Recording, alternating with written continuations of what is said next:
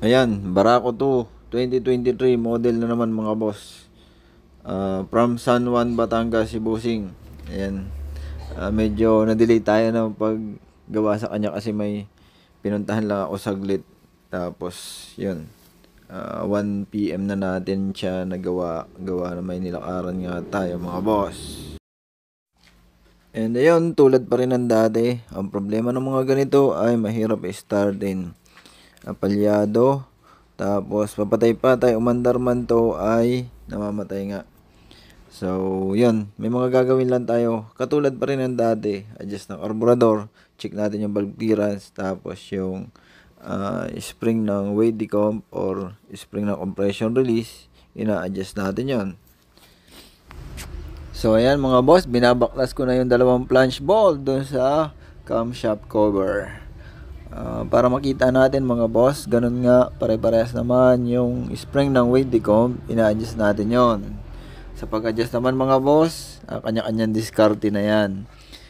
May mga tinatansya dyan mga boss, hindi yung basta binabatak lang, kasi pag napasobra yan, matigas yan sipain, masisira yung kick gear ninyo sa ayong kick idle gear, sa ayong sub gear ng clutch housing. Pagka nagkataon, kalimitan yon basta binago yung spring na weight decomp pagka napasobra.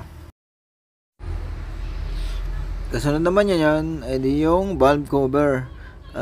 Magsusukat tayo mga boss kung ilan yung adjust niya, kasi kalimitan naman kapag ka 8 Gs, yun na naman dapat talaga ang magandang adjust. Problema nito pagka sa ganitong 2023 model,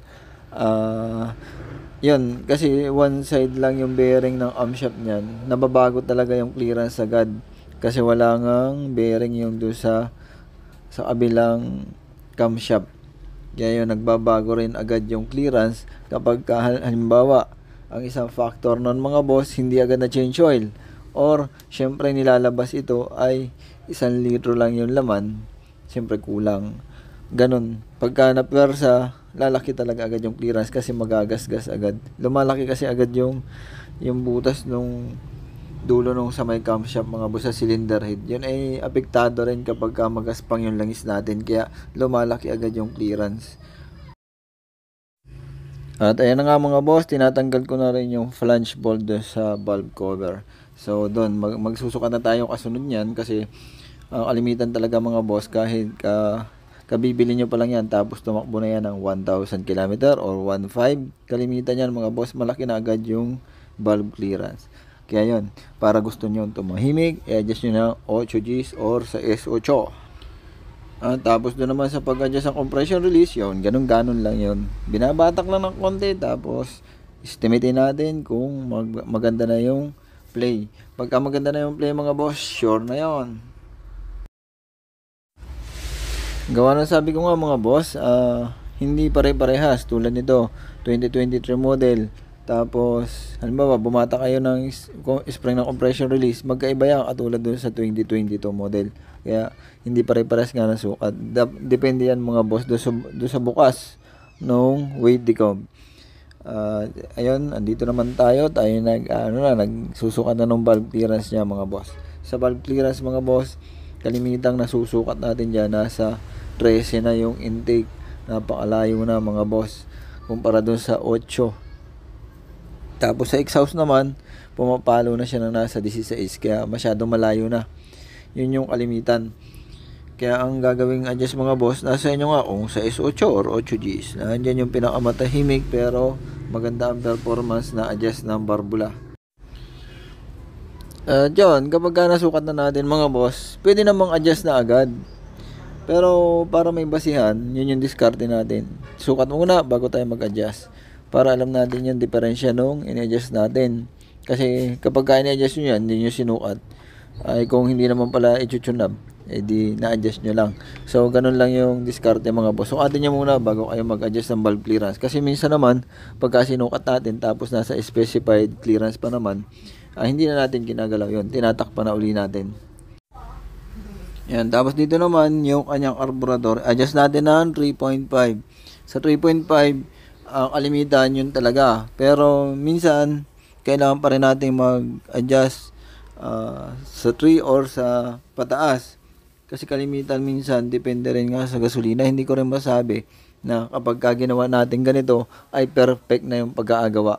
Kasi minsan, sa mga lugar na pinagsasalina natin ng gasolina, may mga pangit talagang gasolinang nasasalin, kaya hindi rin natin mapaganda yung andar. Yan, gawa na may mga pagkakataon talaga na kapag pangit yung gasolina, ayun, palyado pa rin kahit na i-adjust na natin. Kaya yun, ang gagawin nyo lang mga boss, kung na-i-adjust na yan, pumili na lang kayo ng magandang gasolina. Kasi pag hindi pa rin magandang gasolina yung naisalin ninyo, at pag tinesting talaga yung parang nagtutubig, magapupusngat yan, unang andar, palyado. So yun, ganun din. Kaya lang, pagkakaiba nun, kung na-i-adjust nyo na naman, hindi naman siya gaanong mahirap paandarin. At medyo marami pa rin talagang adjustment na gagawin sa ganitong barako kasi sa dami nga ng lumalabas na gasolina na hindi naman pare-parehas, mas marami yung pangit, yung mga parang nagtutubig, doon na nagkakaproblema si barako. Pero sa mga ibang motor yan, wala namang problema yung ganong nagtutubig na gasolina, aandar at aandar. Pero dito, aandar nga, papatay-patay. Kaya meron din ako mga ginagawa na rin kasi mahirap namang dumibindi tayo doon sa gasolina maganda. Tapos, halimbawa, sa isang lugar, wala kang mabili. E di syempre, mapipilitan ka na kung pangit yung gasolina tinitinda rin sa lugar na yun, yun na rin yung may isalin mo. Kaya, kailangan din makatuklas din tayo ng paraan para mas mapaganda pa yung andar ni Barako to 2023 model. Kasi pag hindi nga binago, halimbawa, all stock, adjust lang tayo, tapos gasolina may problema, yun, palyado pa rin. Kaya, nasa sa inyo na rin mga boss kung alin yung pipiliin nyo o magpapalit kayo ng ibang pyesa para mapaganda lang si Barako to 2023 model. Gawa na ito naman talaga, napakarami na ng binago rito. Doon pa lang sa magneto niya, iba na. Tapos karburador, iba na rin. Kaya yun, maraming binago, kaya maraming adjustment.